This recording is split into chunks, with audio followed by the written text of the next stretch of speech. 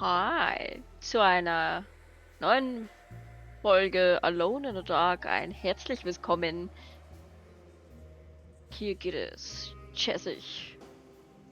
Oh ja. Ähm, ja, Folge 2 Spülladen. Ich habe mittlerweile herausgefunden, wie man sich halt war in der Tastenbelegung unter G wie konsumieren. Ja, das war das Einzige, was ich das letzte Mal ausprobiert habe, weil das Strichel, was wir da verloren haben, naja, das ist uns wurscht. So, natürlich habe ich währenddessen vergessen, was wir eigentlich drin haben. Keine Ahnung. Aber hey, Da kann ich nicht lang. nicht? Klingt auch nicht nett. Äh, Dann gehen wir da nicht lang. Ist das okay für mich? Aber, oh, das was. Hier liegt scheiß viel Heilung. Also, ist das nur auf dem Schwierigkeitsgrad so? Ist gar... Oh, nicht der Stirbe lieber. Ist das bloß auf dem Schwierigkeitsgrad so extrem? Oh, leck. Ah, was ist denn das?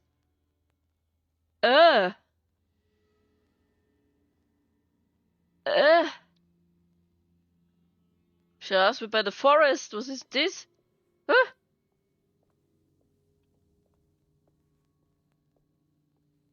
Jetzt habe ich gerade voll erschrocken, weil ich habe voll den Fingertapper am Bildschirm. Und wie ich mich jetzt bewegt habe, hat sich das so gespiegelt. Und ich habe das als Bewegung wahrgenommen, weil sich ja da die Farbe abhebt. Ich dem Tapper. Das wird voll krass. So richtig so, nee. Naja, gut. Jetzt haut er ab. Oder was? Bleib stehen, ich wollte jetzt auch nicht. Ja, Kopfschuss ist jetzt auch schwierig. Gegenstände können nach Gegnern geworfen oder zu deren Ablenkung genutzt werden. Q antippen, um den Gegenstand zu Q halten, um zu zielen. Ah, da ist ein Stor. Nehmen wir den Gegenstand derweil, ha? Ziegelstein.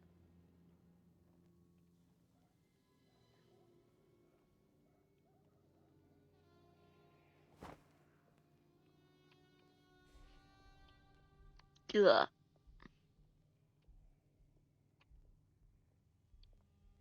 Ein bisschen schneller Sneaky Peeky muss dann schon. Ja, wow.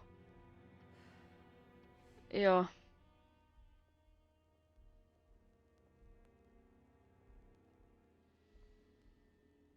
Ihr kommt jetzt zurück, oder? Weil ich mich da verkannte.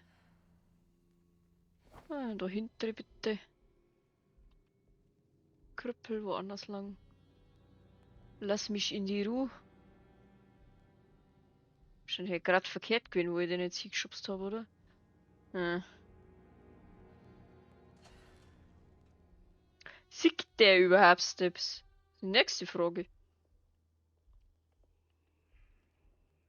Ich glaube ja nicht.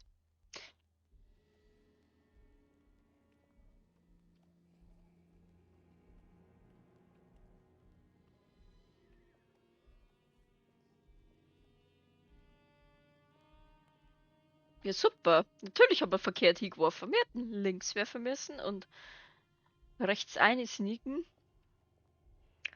Ja gut. Dann schauen wir uns unseren neuen Kumpel doch einmal. Jawohl. Uh, er mag mich nicht, er mag mich nicht, er mag mich nicht. Oh Gott, oh Gott, oh Gott. Na, na, na, na. Uh, ja. Gott, bist du hässlich. Ja, scheiße. Warum hast du Maden? Jumbo-Maden vor allem. Was ist mit dir? Ah, wie und wieso?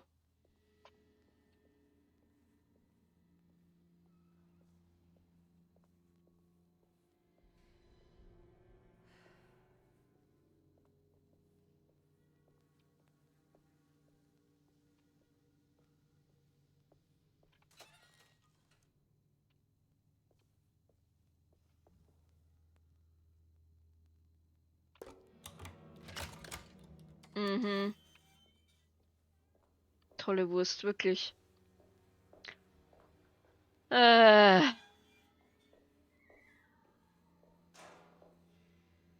Ja, natürlich. Oh Gott. Äh.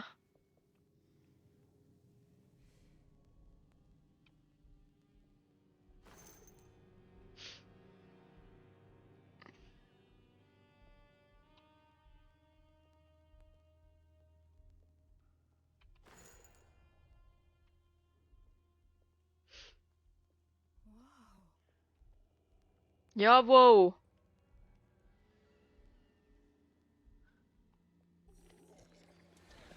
Wow, verfickte Kacke.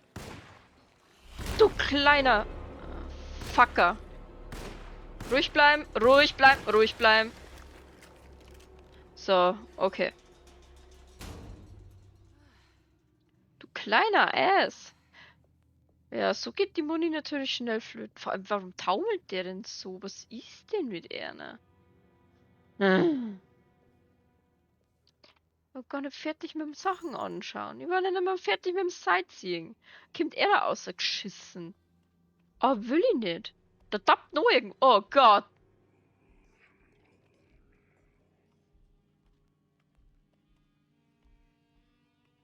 Bleib bloß da, wo's.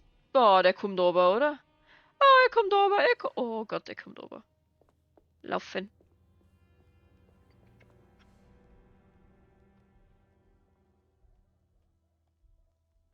Er kommt doch nicht ober.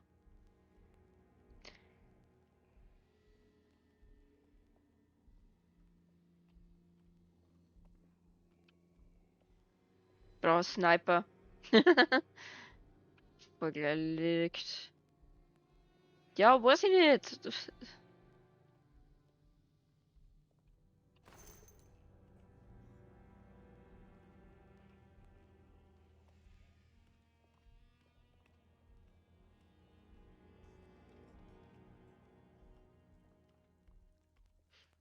Soll ich da zu dem Grat laufen oder was? Ist, ja. Ah, jetzt kommt er doch wieder halber. Oh, was ist mit ihm, ey?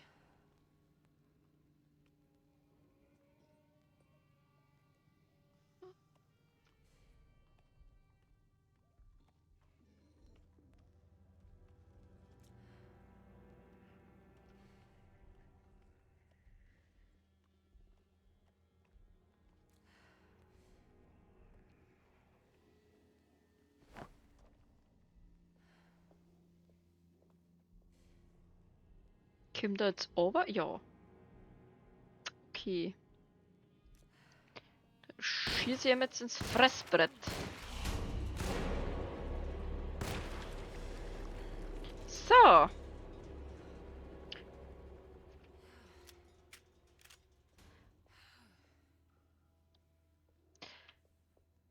Okay, er blutet. Wenn es blutet, kann man es töten, oder? Sehr schön. Diese komischen Ranken überall. Ist das das, was das Haus platt macht? Oder das Haus infiziert? Oder wir sind ja gar nicht in der Zero. Okay! Stirb! Okay, die fressen 4 Schuss. Also 4 Körpertreffer. Du dummes Ass, ohne Schmarrn.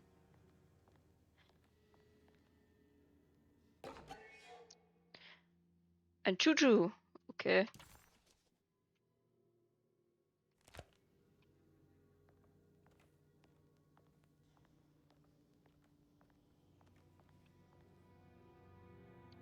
Irgendwas schnauft da.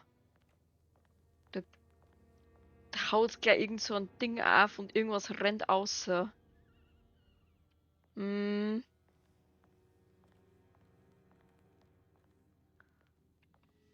Ja, leck mich doch am Zuckerli. Ja, freilich mach jetzt die Tiere auf, oder? Oh Gott.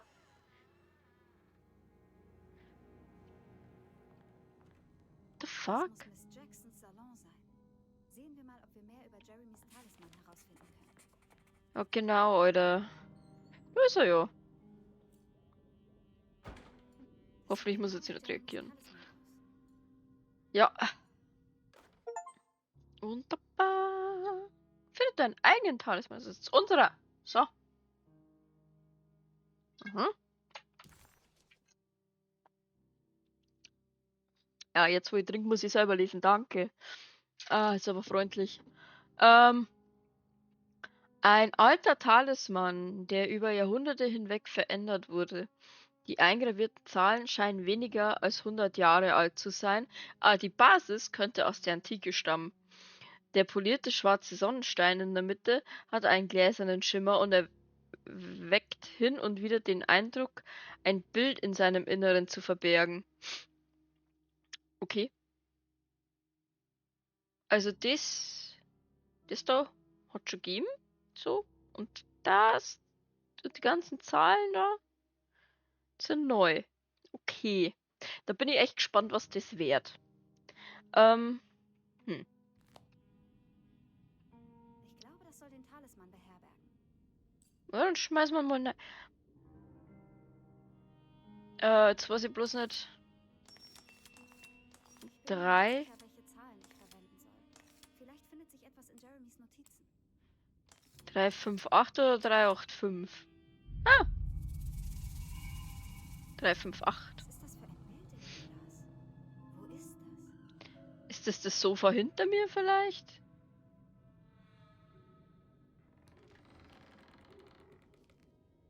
Oh, das knagert's. Ich will nicht, das knagert's. Ja, und jetzt?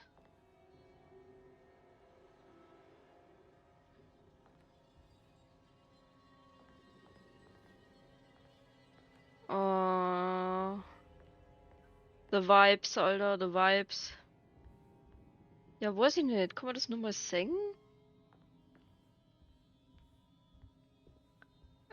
Sieht die vorher? Hatte ja schon so gleich. Schön, Sie wieder zu Ah! sehen, Miss Hartwood. Miss Thompson hat Sie angekündigt. Sie hat mir auch gesagt, Sie hätten einen Detective dabei. Ich bin gespannt zu erfahren, was das alles zu bedeuten hat. Sie erinnern sich nicht an mich, oder, Miss Alter. Hartwood? Wir trafen uns im Haus Ihrer Familie im Gartenviertel, bevor Ihr Onkel meiner Pflege übergeben wurde.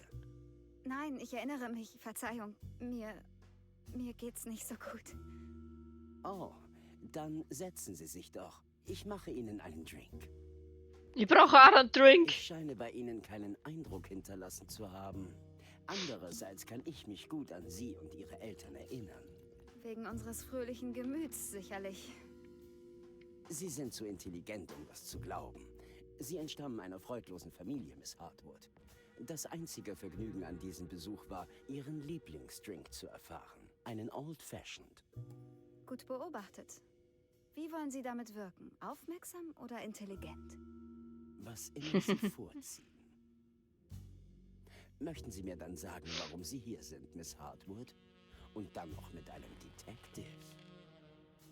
Ich erhielt einen Brief von meinem Onkel. Er schien sich sicher, hier in Gefahr zu sein. Wenn herauskommt, dass Sie ihn schlecht behandeln, nehme ich ihn mit zurück nach New Orleans. Wirklich? Soll er mit Ihnen in Ihrer kleinen Gassonniere leben? Damit würden Sie absolut sicher gehen, als alte Jungfer zu enden. Sie wissen ja sicher, dass Ihr Vater ihn nie zurück in sein Haus lassen würde. Nein, ich weiß es. Vielleicht bringen Sie ihn ja wieder in den Norden. Sie wollten doch schon seit Jahren zurückziehen, nicht wahr? Sie haben schon immer die Familie Ihrer Mutter bevorzugt. Jeremy kann gerne mit Ihnen gehen. Das ist mir gleich. Es gibt aber ein Problem, wie Sie vielleicht wissen. Er wird gerade vermisst. Wissen Sie, wo er sein könnte? Nein, ich fürchte nicht. Meine Leute suchen nach ihm. Ich bin sicher, er wird wieder auftauchen. Vor allem, wenn er hört, dass Sie hier sind. Er mag Sie wirklich gern. Was können Sie mir zu seinem Zustand sagen? Ich habe nie eine Diagnose erhalten. Was ist Ihre medizinische Meinung dazu? Also, mal sehen. Er ist ein ängstlicher Mensch, depressiv sogar. Er leidet an einer empfundenen Unordnung in seinem inneren und äußeren Leben. Er beklagt sich ständig darüber, dass die Dinge nicht entsprechend ihrer göttlichen Ordnung ablaufen. Und der Schattenmann? Schwer zu sagen, ob das was Bestimmtes war. Jeremy nutzt den Schattenmann als seelischen Sündenbock, um sich nicht der Wahrheit zu stellen, dass er an irgendwas schuld sein könnte. Sie glauben nicht daran, dass der Schattenmann wirklich übernatürlich ist. Warum fragen Sie denn sowas? Kann man sich sicher sein? Ob der Schattenmann eine böse Präsenz ist, die von Jeremy Besitz ergriffen hat? Naja.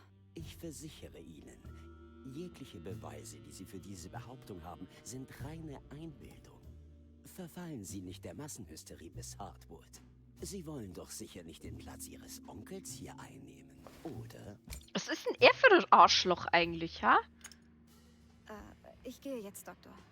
Ich muss weiter meinen Onkel suchen. Sicher, Miss Hartwood. Ich sage Bescheid, wenn er auftaucht.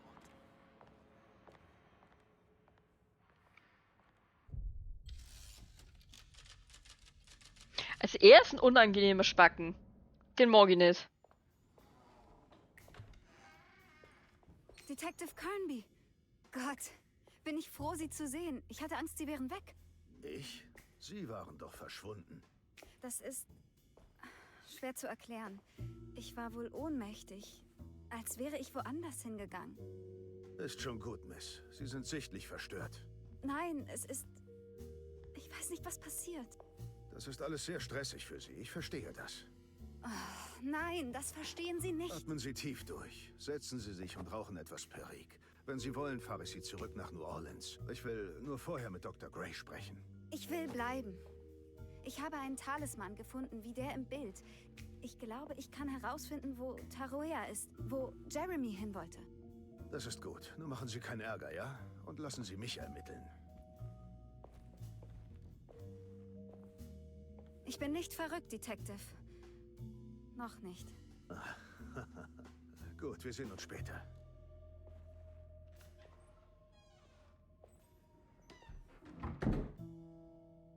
Ich möchte mal wissen, was er die ganze Zeit treibt.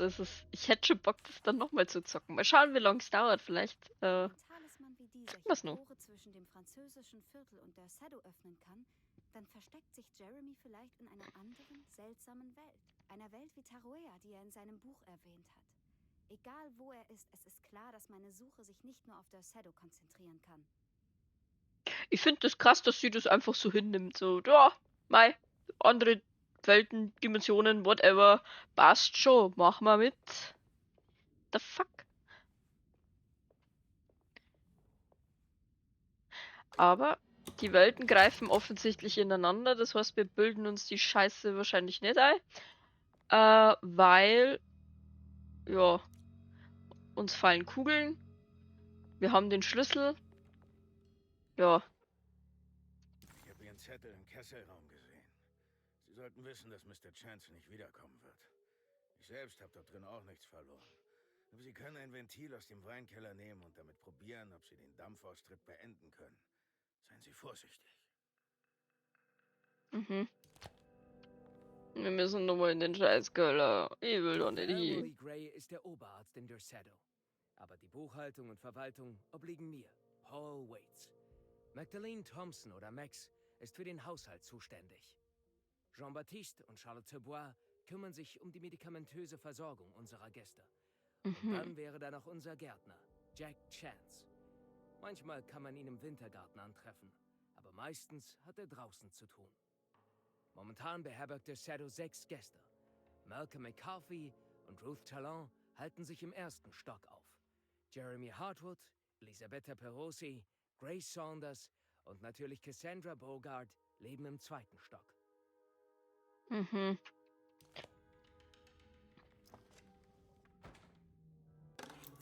Oh, was haben wir denn da? Zimmerschlüssel Nummer 6.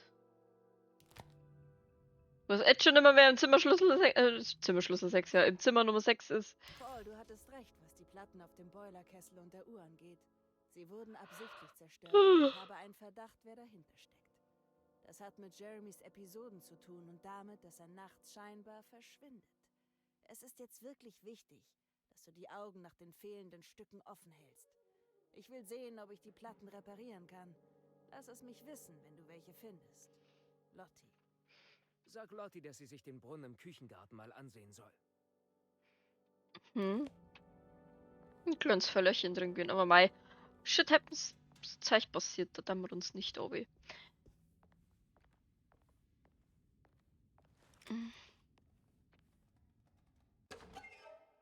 Mhm. Ein Rohrschacht-Test, sogar ein Bund. Sieht stabil aus. Glaube nicht, dass ich das aufkriege. Ja, da müsste man jetzt Codes wissen. Hm.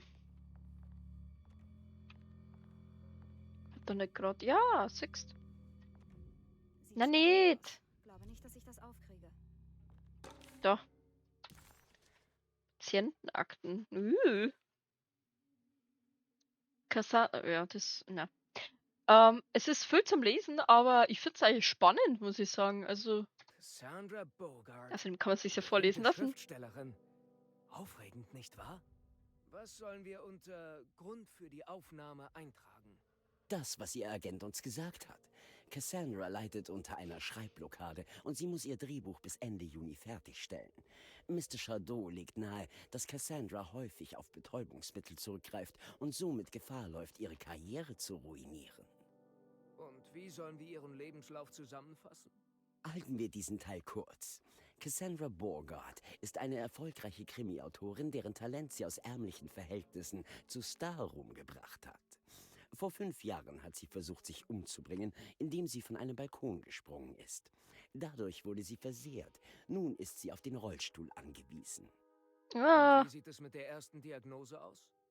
Durch die Folgen ihres Selbstmordversuchs leidet Cassandra unter chronischen Rückenschmerzen. Sie verabreicht sich selbst Morphium, um gehfähig zu sein. Doch inzwischen ist sie abhängig davon und die gewünschte Wirkung tritt nicht mehr ein. Der Drogenmissbrauch vernebelt ihre Sinne und sie kann sich nicht mehr auf die Realität konzentrieren. Da sie das nicht wahrhaben will, denkt sie sich Geschichten aus, die die Lücken in ihren Gedankengängen stopfen sollen. Das erinnert an das Korsakow-Syndrom. Korsakow. Doktor, wie Ah, wollen Sie sie behandeln? Zunächst war das einmal müssen wir nochmal? sie von ihrer Drogensucht entwöhnen und hoffen, dass damit auch ihr zwanghaftes Lügen ein Ende hat. Danach sollten wir versuchen, ihre Rückenschmerzen durch eine Operation zu beheben. Schließlich müssen wir uns um ihre Selbstmordgedanken kümmern. Fantastisch. Es ist aber nicht mehr lange bis Juni. Ich hoffe, sie erholt sich schnell.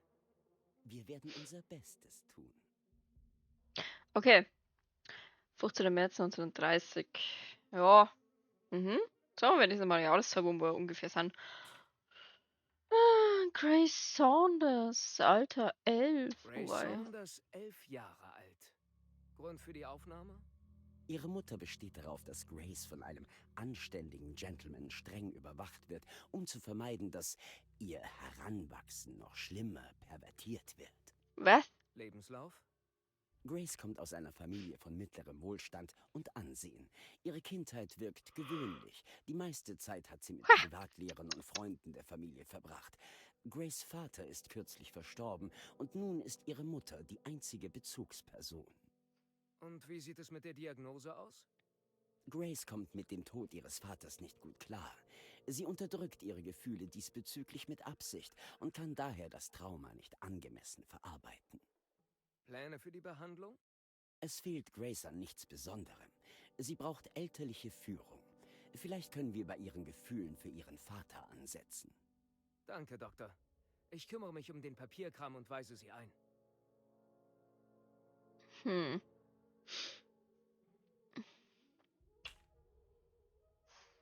Malcolm McCarthy, 54 Jahre alt. Grund für die Aufnahme? McCarthy hat sich selbst in The Shadow eingewiesen und einfach nur angegeben, dass er endlich mal seine verdammte Ruhe brauche. Verständlich. Lebenslauf? McCarthy behauptet, er habe als Anwalt in Baton Rouge gearbeitet, aber er könne wegen eines Rechtsstreits nicht Ja. ins Detail gehen. Sein Hintergrund bleibt daher weitgehend mysteriös. Nur ab und an lässt er in Gesprächen etwas durchsickern. Hm. Meinung zur Diagnose? McCarthy ist ein neurotischer Mann und ein Alkoholiker. Er erzählt des Öfteren Halbwahrheiten, weil er tief im Inneren nicht in der Lage ist, anderen zu trauen. Wie werden Sie das behandeln? Es wird Zeit brauchen, bis McCarthy sich uns öffnet. Es dürfte ihm gut tun, Zeit mit Jacks Hund oder mit dem Kind zu verbringen. Deren harmlose Art wird helfen, ein Gefühl für Vertrauen aufzubauen. Vielen Dank, Doktor. Mhm. Oh, wann ist denn das Kind nochmal aufgenommen worden, die Chlor? 28. Alter, ist die echt schon 2 Jahre da, oder was? Minimum. Aha. Oh, von der haben wir den Schlüssel. Von der haben wir den Schlüssel. Was man jetzt Elisabetta genauer? Perosi, 33 Jahre alt? Was soll ich beim Grund für die Aufnahme notieren? Nun ja, Perosi ist in DeSado eingebrochen und wir haben sie gefunden, als sie im großen Salon herumspaziert ist. Sie war verwirrt und litt unter teilweise Amnesie. Sie bestand darauf, dass sie hierher gehöre und bot an, für ihren Aufenthalt zu bezahlen. Richtig. Was halten Sie von dieser Geschichte? Perosi behauptet, sie sei ein Mitglied der Künstlerkolonie gewesen, die vor etwa 20 Jahren hier gelebt hat. Diese Behauptung passt natürlich nicht zu ihren jungen Jahren. Sie ist erst 33 Jahre alt. Damit wäre sie damals ein Kind gewesen. Wir können also guten Gewissens davon ausgehen, dass sie nicht die Wahrheit sagt, ob ihr das bewusst ist oder nicht. Haben Sie schon eine erste Diagnose? Perosis Geschichte ist seltsam, weil sie ihre Behauptung zur Künstlerkolonie wieder zurückgenommen hat. Sie behauptet jetzt nicht mehr, sie sei die gleiche Person wie Elisabetta Perosi. Dennoch haben meine Leute bestätigt, dass es damals hier eine Perosi gab, die in ihren frühen 30ern war. Ich fürchte, es wird eine Weile dauern, bis wir diesen Fall aufgeklärt haben. Wie wollen Sie das anstellen? Ich wollte die echte Perosi kontaktieren, aber offenbar ist die gesamte Kolonie am 29. September 1915 über Nacht einfach verschwunden, während eines schweren Sturms. Ich werde es langsam angehen müssen und ich muss herausfinden, was dieser Anfall von falscher Identität ausgelöst haben könnte. Ich bin sicher, am Ende wird sich alles aufklären. Danke, Doktor. Ruth Talon, 29 Jahre alt. Grund für die Aufnahme? Ruths Vater verlangt, dass seine Tochter für die nächste Zeit dem Nachtleben von New Orleans fernbleibt. Er befürchtet, dass ihr offenherziges Wesen dem Ruf der Familie schaden könnte. Klingt nach keinem schweren Fall. Lebenslauf? Ruths Familie ist sehr wohlhabend. Sie besitzt mehrere Hotels und Restaurants. Im Gegensatz zu ihrer restlichen Sippe ist Ruth abenteuerlustig, was sie um die halbe Welt geführt hat. Sie war im Großen Krieg sogar Fotojournalistin in Frankreich. In den letzten 10 Jahren hat sie so manches Gerücht befeuert, sie sei eine verdorbene Flapperin oder sogar eine Nymphomanin. Haben Sie eine Diagnose? Obwohl die Gründe ihres Vaters, sie hier einzuweisen, albern sind, stellt sie doch einen interessanten Fall dar. Sie hat eine erfrischend offene Art und scheut sich nicht, über ihr Leben während des Krieges zu reden oder die anhaltenden Siegesfeierlichkeiten nach ihrer Rückkehr in die Staaten. Sie gibt zu, sexuell pervers zu sein und empfindet das nicht als falsch. Und der Behandlungsplan? Der Aufenthalt in DeSado allein sollte schon Wunder bei Ruth wirken. Zumindest jedenfalls für den Ruf ihrer Familie. Es besteht kein Grund für Ruth, sich zu ändern. Aber mit der richtigen Therapie könnten wir dafür sorgen, dass sie ihrer Familie gegenüber etwas einfühlsamer wird. Ich bezweifle schwer, dass sie ihren Lebensstil ändert und so öde wie ihre restliche Familie wird.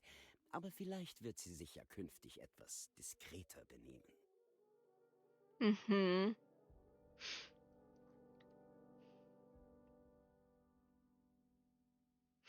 Ja, aber sieht man eigentlich schon am Aussehen, also so Flapper Girls, ja, waren damals zu der Zeit in New Orleans, habe ich zufällig erst gelesen.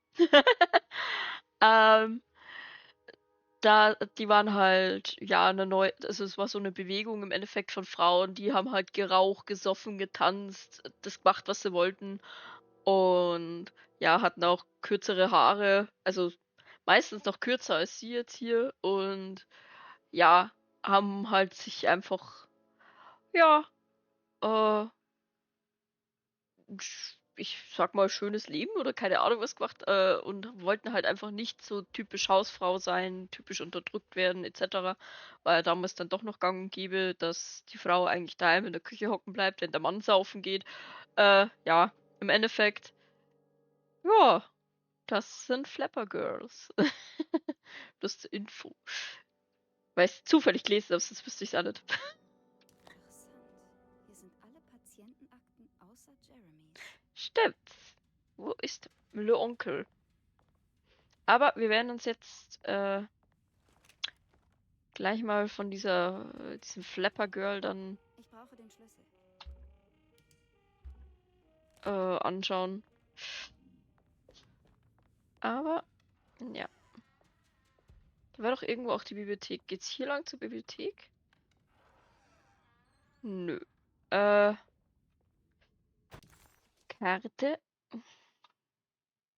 Ah ja, schau. Oha, die Bibliothek ist doch sehr weit weg. Upsen. Upsen. Nee, hier war ich schon. Warte. Orientierung kann ich. Ist sie? Hä? Verwirrt? Okay. Lass mich rein. Mal da aufmachen. Genau. Ja. Da ist auch zu. So. Na. Über diese Automatiktüren, ey. Das macht da keiner weg. Es ist scheißegal, der blöden Drutschen. Aber Hauptsache Mieshaut und Morin vorher. Da ist auch alles Drecker. Was tust du?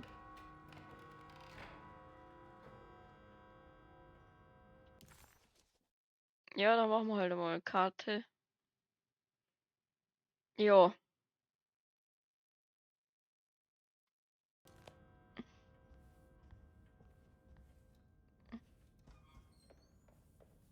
Gehen jetzt in die Bibliothek.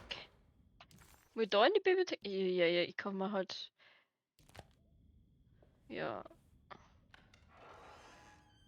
Das war schon. Nee. Ja, dauert's jetzt lang, wenn ich laufe oder was spiel. Ja, Ruhe. Ich habe eine Waffe und ich schieße auch auf Lebendes, kein Thema. Library. Ja.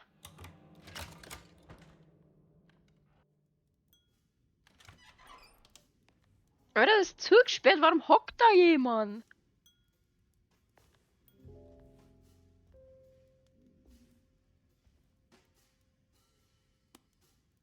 Ah ja.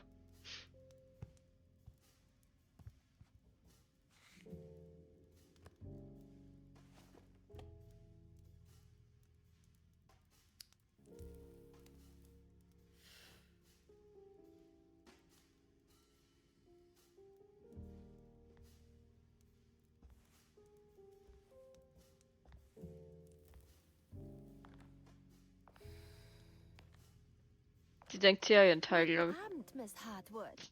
Das ist Ihr Name, oder? Es wäre mir sehr peinlich, wenn nicht. Das stimmt. Emily Hartwood, Jeremys Nichte.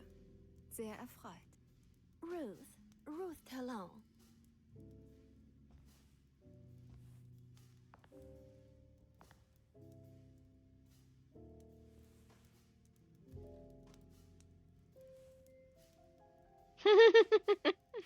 Rauchen Sie da etwa Perrik? Wie grässlich altbacken. Das mag sein. Aber ich mag es. Würden Sie vielleicht teilen? Der Geruch weckt in mir die reinste Nostalgie.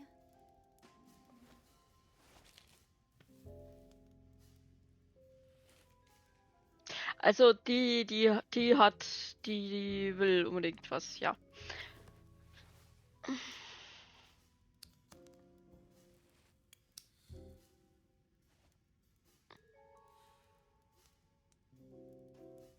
Ist es so gut, wie erhofft? Ich mag Ihre sanfte Spöttelei, Miss Hartwood. Wir würden sicher gute Freundinnen werden. Wie schmeichelhaft. Leider sind Sie ja hier eingesperrt. Ihre Unaufrichtigkeit ist wirklich erfrischend. Wären Sie doch nur so verrückt wie ich, dann könnten Sie bleiben. Warten Sie einfach noch ein paar Jahre. Wahnsinn ist eines der Privilegien meiner Familie. Oh gut, ich freue mich jetzt schon darauf.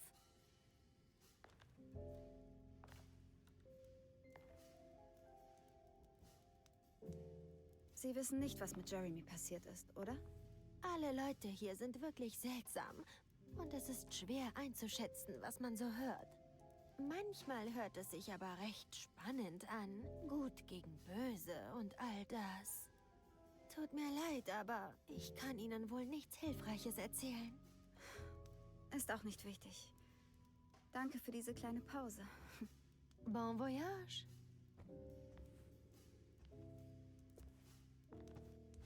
Die haben die Zigaretten aber schnell weggerafft, damit es weiterkommt, ne?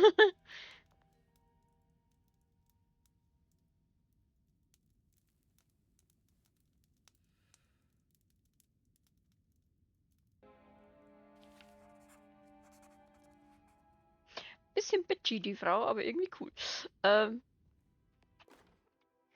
So. Plantagen von Louisiana. Thierry Breclot, 1917. Deseto war einst eine kleine Plantage an der Ostküste des Pontchartrain-Sees.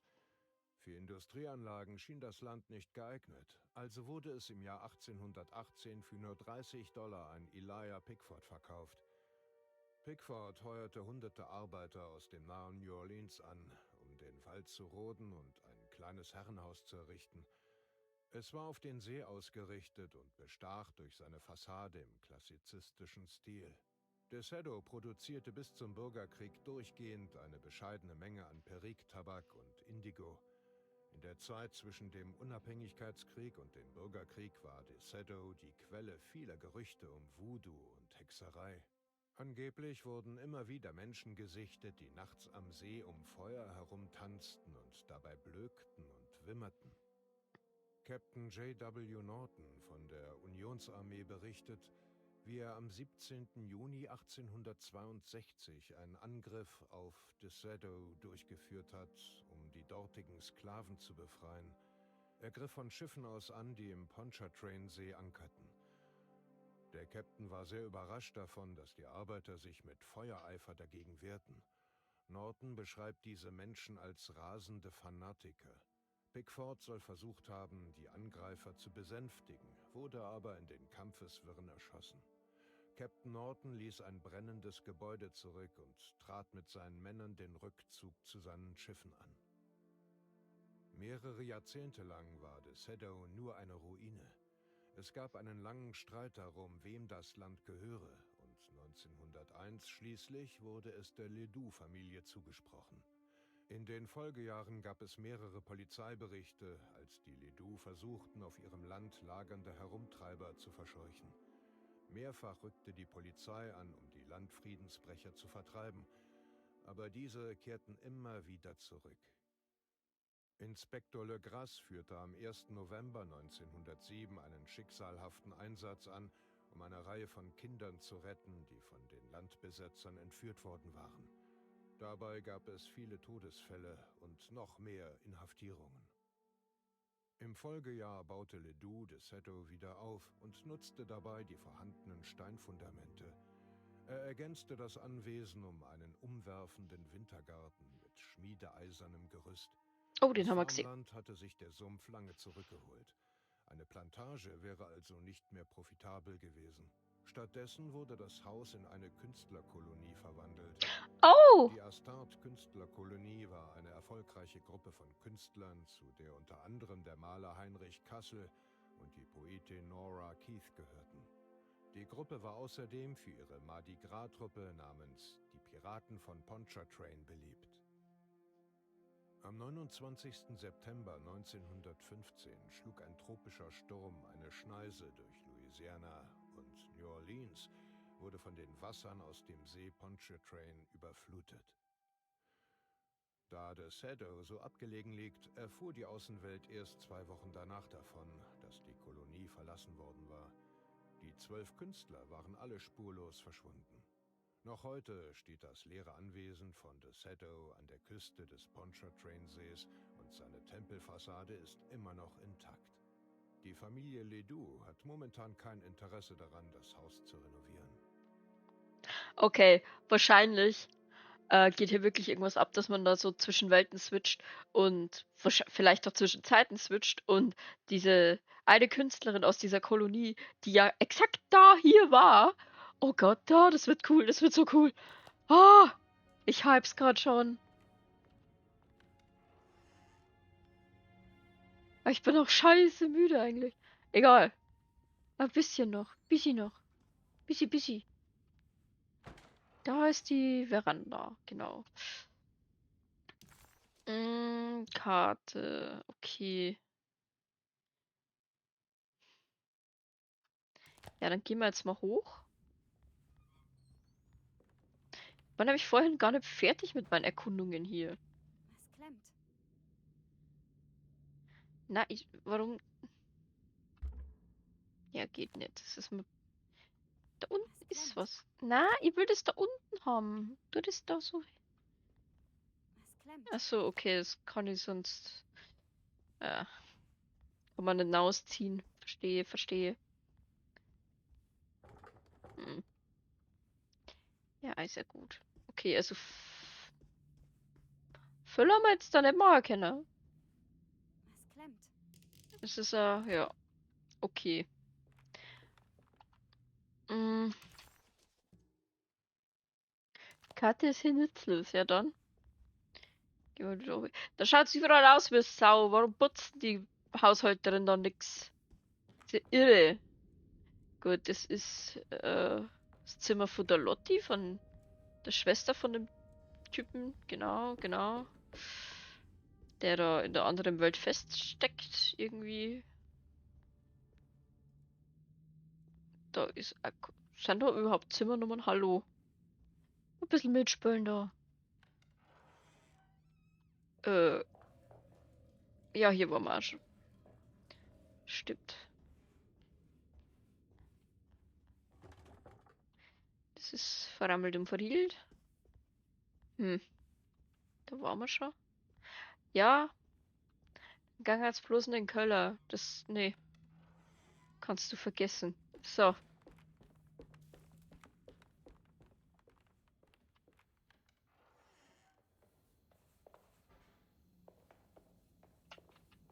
Ich brauche den Schlüssel.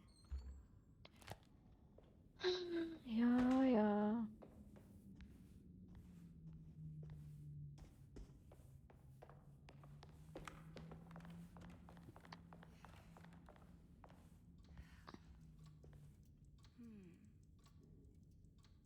Ja, Weiß nicht, für mich schaut ihr alle ein bisschen so aus. Wird das, was mir da so. Also der schaut schon verdächtig aus, gell? Das könnten alles Gegner sein, die wir noch kriegen. Ich freue mich jetzt Ich brauche schon. den Schlüssel. Ja, weiß ich nicht. Das sind doch mal Zimmernummern oder irgend so ein Was Scheiß. ist das für ein Fleck? Ist das eine Art Fäulnis? Welcher Fleck? Ah, das dahinter. Ah, da haben wir es schon. Das berühmt-berüchtigte Resident Evil Schwammerl. Das muss die Uhr sein, die in dem Kollektanenbuch erwähnt wurde. Ja. Es sieht wie das Ding aus, worin der Talisman im französischen Viertel war. Aber es ist kaputt und es fehlen Teile. Also, boah, gangst du mir auf den Keks, wenn da die scheiß Uhr in der Natten von meinem Zimmer war. Da die irre werden. Da bräuchte die wirklich eine Behandlung. Das Schwere da. Uhrenticken ist sowas Schlimmes, ehrlich. Das. Will ich nicht. Ja. Da waren wir auch schon. Okay. Ja. Oho. Na, wem gehört denn das Zimmerchen? Oh, na, wir werden da nicht rein dürfen. Ist aber nichts drin. Noch Töpfle. Was haben wir denn da noch Schönes? Füllfederhalter. Oh, der ist aber wirklich hübsch. Mal den. Oh ja, der ist hübsch. Nice.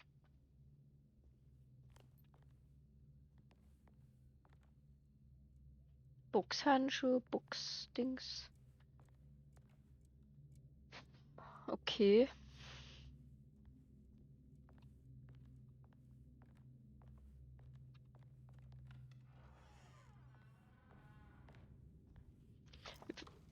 Hab gerade wieder so einen richtig schlauen Gedankengang gehabt.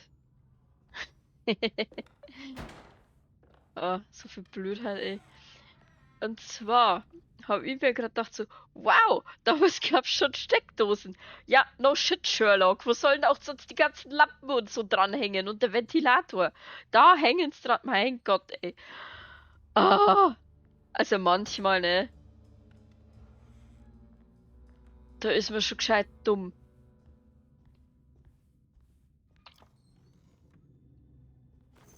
Ah, Muni. Blablabla, Muni. Ah, geh. Weg, du Kakerlakengesocks. Ja! Da ist ihr Zimmer. Oh, sie oder sie? Oh, Ein seltsamer, aber schöner Raum. wollte gerade sagen, ist sau schön. So wie Pflanzis und das. Ui, das Bett ist auch cool, ey. Nice.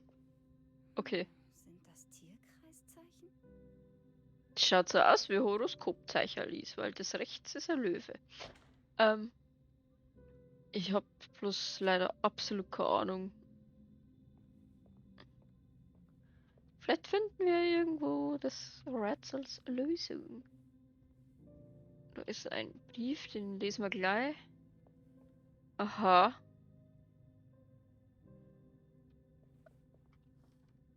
Oha.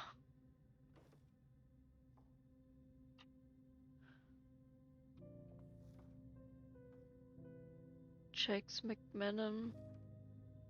Auf den Bildern ist eine aggressiv aussehende Fäulnis. Ja. Das sagst du es.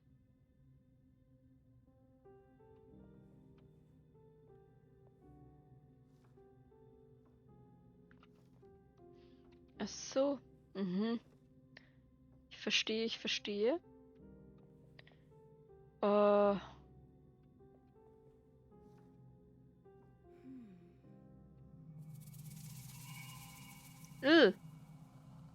Ekliges, böses Geräusch. Was war das jetzt? Was soll das jetzt?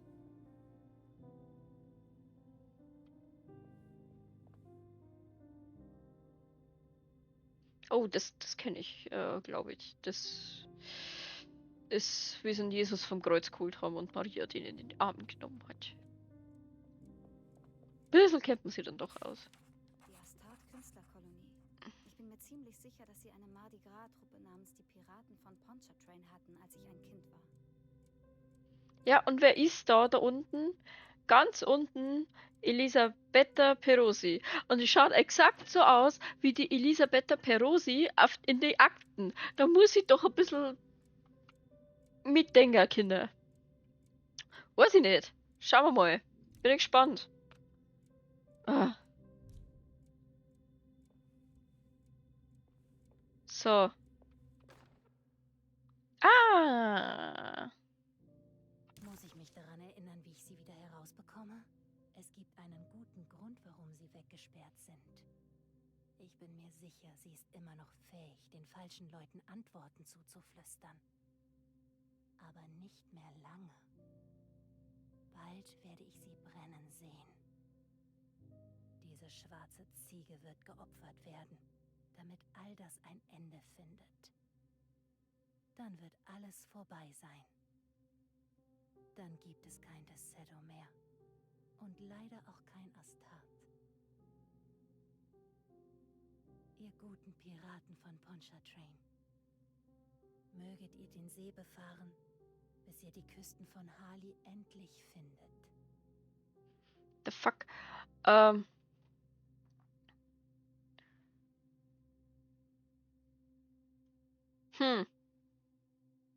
1, 10, 11?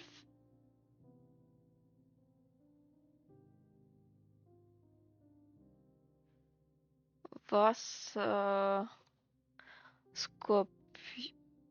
Wassermann, Skorpion und Schütze, glaube ich, oder? Wassermann, Skorpion, Schütze.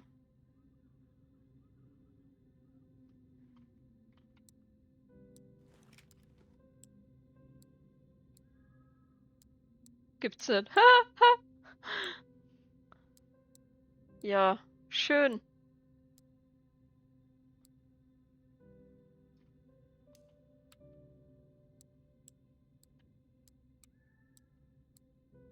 Das ist jetzt mies.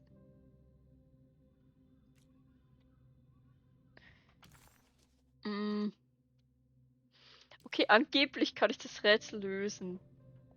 Aha.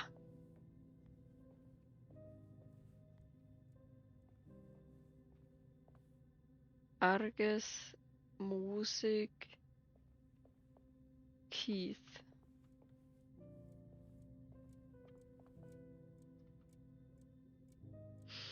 Ah, okay, okay, okay.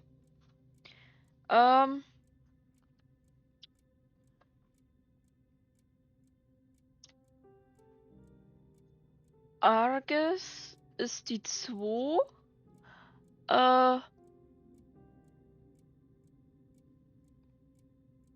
Franklin Musik schaut aber sehr weiblich. Ja gut, meinetwegen. Musik ist die 9 und Keith ist die 4. Okay. Na gut. So. Und jetzt schauen wir mal, was das für Sternzeichen wären. Das fände ich schon. Okay, das erste ist so. Das existiert schon mal, schau. Die 9. 2, 3, 4, 5, 6, 7. Hä? 1, 2, 3, 4, 5, 6, 7, 8 ist Virgo. Das ist so ein M. Und dann so ein Jups. Und dann haben wir die 4. 1, 2, 3, 4. Ein Taurus. So. Gut, dass ich mir eine Schreibtischunterlage, wo man draufschreiben kann, geschnappt habe.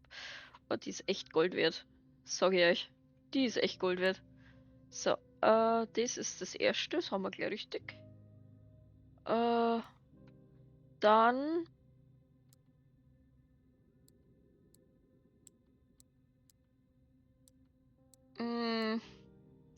ja. Was ist auch nicht? Ja, probieren wir es mal mit dem nächsten. Vielleicht habe ich es auch einfach verkackt. Oh, oder auch nicht? Ach ja, ich hätte jetzt hinten den Stier gemacht und dann in der Mitte so lange rumgeklickt, bis es aufgeht. Aber wir hatten zufällig schon das richtig. Ist ja schön. Teil einer größeren Zierscheibe. Sehr dunkle Verbrennungsspuren. Ja, schön.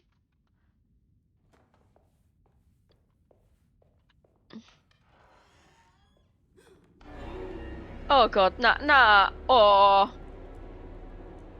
War ja klar, oder? Ja, geht's. Oh, geh weg. Geh weg.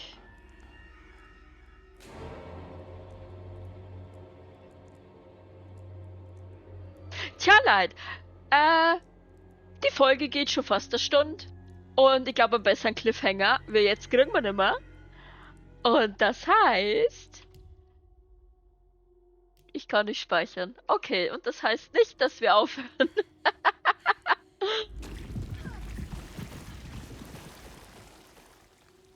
Ja, allerherzlichsten Glückwunsch. Was ist denn falsch?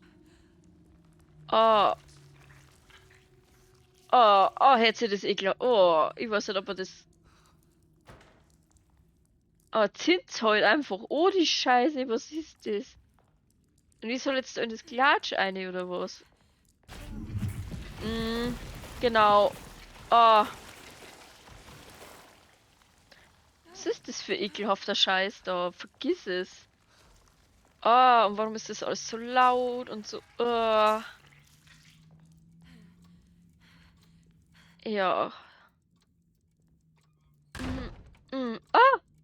Ha! Das schneit mir halt, du Arschloch, dir. Ohne die Türen, ey, die Türen. Es ist wieder alles normal. Na, jetzt will ich's aber nur wissen. Ey. So.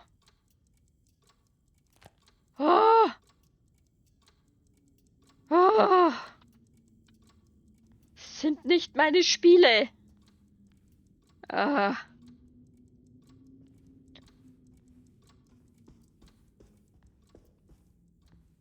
Ja, aber jetzt, nach diesem verpassten, weil nicht speicherbaren Cliffhanger, kann man jetzt aber speichern. Also dann, viel Spaß, weiterhin mit die Let's Plays und ich hoffe, ihr habt weiterhin Bock auf das Spiel, ich definitiv. Ich mache aber jetzt Futterpäuschen, Zeit fürs Abendessen und oh, das war's bei mir dann. Ciao!